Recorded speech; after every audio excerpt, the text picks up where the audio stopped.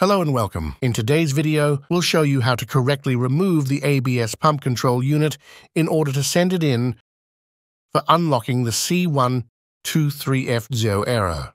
Let's get started.